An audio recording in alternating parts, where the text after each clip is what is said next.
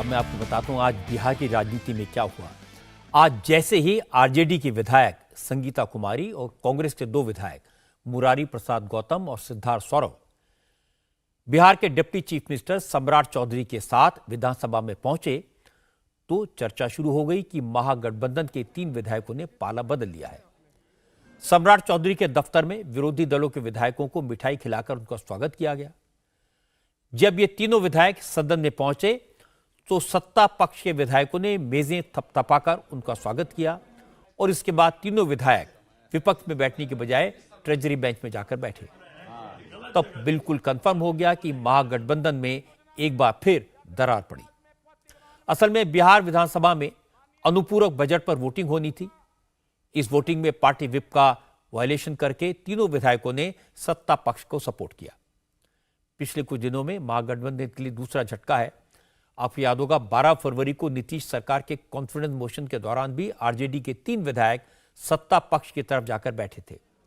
आज 3 विधायक और टूट गए। संगीता देवी दलित हैं, मोहनिया से आरजेडी विधायक हैं। उन्होंने कहा कि आरजेडी में दलितों का सम्मान नहीं हो रहा था, जबकि नरेंद्र मोदी आदिवासी और दलितों के लिए बहुत काम कर रहे हैं, इसलिए उन्होंने बीजेपी का साथ देने का फैसला किया। क्या कहूँगी, ये निर्णय है, मैं जिस पार्टी से ताल्लुक रखती हूँ, मुझे लगा कि कहीं न कहीं दलितों की उपेक्षा की जा रही है, दलितों का सम्मान नहीं किया जा रहा है और ऐसा हुआ है, इसलिए ये मैंने निर्णय लिया है। चर्चा तो है कि अगले कुछ दिनों में कांग्रेस और आरजेडी के कुछ और विधायक बीजेपी में भी शामिल हो सकते हैं। बिहार में कांग्रेस के कुल 19 विधायक हैं और दावा यह किया जा रहा है कि लोकसभा चुनाव से पहले 19 में से 12 एमएलए कांग्रेस छोड़ सकते हैं।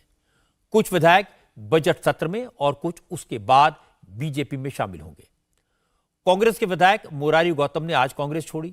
चर्चा यह है कि बीजेपी उन्हें सासाराम से लोकसभा का चुनाव लड़वा सकती है।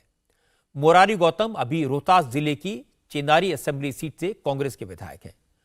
वो महागठबंधन की सरकार में मंत्री रह चुके हैं।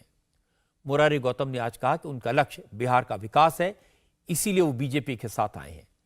मुरारी गौतम ने कहा, यह तो सिर्फ शुरुआत है, अभी विपक्ष के बहुत सारे विधायक पाला बदलकर बीजेपी की तरफ आएंगे।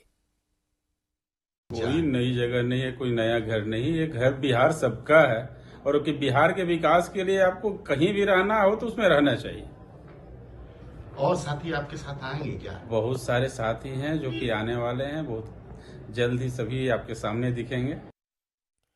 कांग्रेस और आरजेडी ने बीजेपी पर अपने विधायकों को डरा धमकाकर पार्टी छोड़ने पर मजबूर करने का इल्जाम लगाया, लेकिन डिप्टी चीफ मिनिस्टर सम्राट चौधरी ने कहा तेजस्वी ने बचपने में खेला करने की बात कही थी, इसलिए बीजेपी ने उन्हें खिलौना थमा दिया है, अब वो खेलते रहे।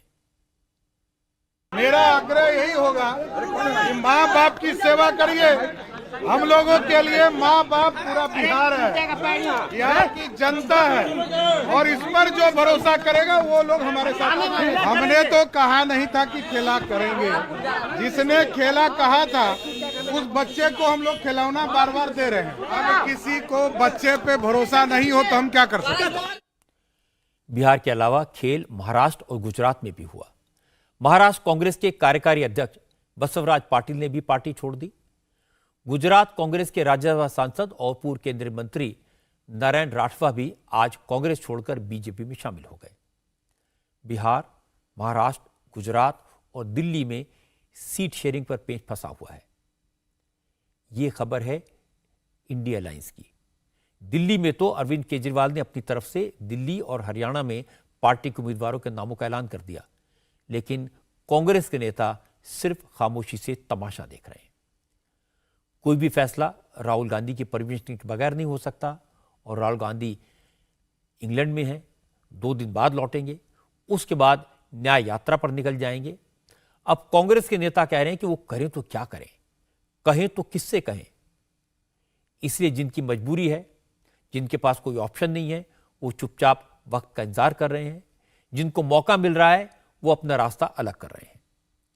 कांग्रेस के सामने मुश्किल यह है कि राहुल हालात की गंभीरता को समझ नहीं रहे और उनका मुकाबला नरेंद्र मोदी से है, जो जी तोड़ मेहनत कर रहे हैं। कांग्रेस अभी तक सीट शेयरिंग पर बात फाइनल नहीं कर पाई है और नरेंद्र मोदी ने जबरदस्त कैंपेन शुरू कर दिया है।